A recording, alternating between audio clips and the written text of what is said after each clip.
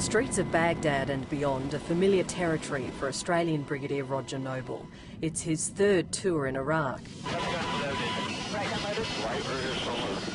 The mission this time to defeat an enemy that's brought diabolical violence to this land. It's different to other times in Iraq.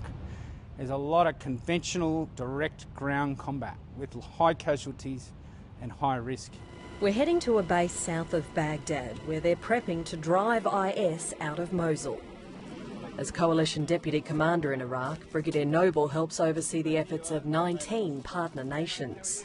You have to train as hard as you are going to fight. This is not soft. This is tough job, I can tell you. Here in the dust and heat hitting the high 40s, the Iraqis are learning how to handle one of Islamic State's most vicious weapons, the IED. They've ringed Mosul with trenches full of them. Daesh have taken it to the next level, so they'll use very large vehicle-borne IEDs, right up to semi-trailers and trucks. Brigadier Noble's job involves making sure Iraqi commanders have what they need to get rid of Islamic State. Daesh used to control 40% of our land.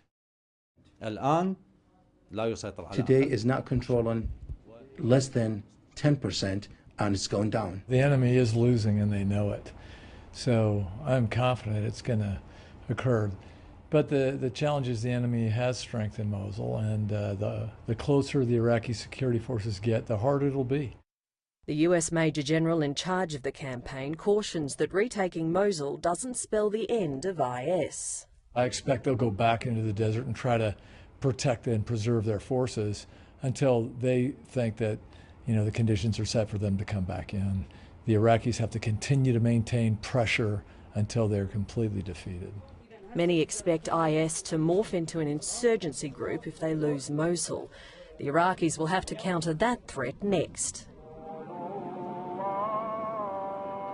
Islamic State's caliphate is only the latest challenge to peace in Iraq, and it won't be the last.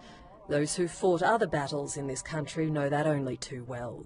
Every day young Iraqis are out there fighting and being killed and wounded, and the nation is committed to that struggle. And why should Australians care? Why should we be in that fight alongside the Iraqis? Yeah, well, when you ask the Iraqis that, they say Daesh is not just our problem, it's the world's problem.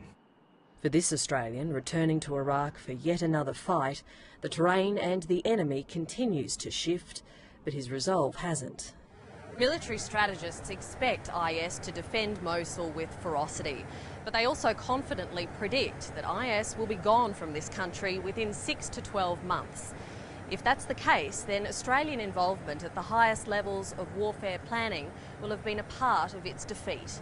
Siobhan Hinu, ABC News, Baghdad.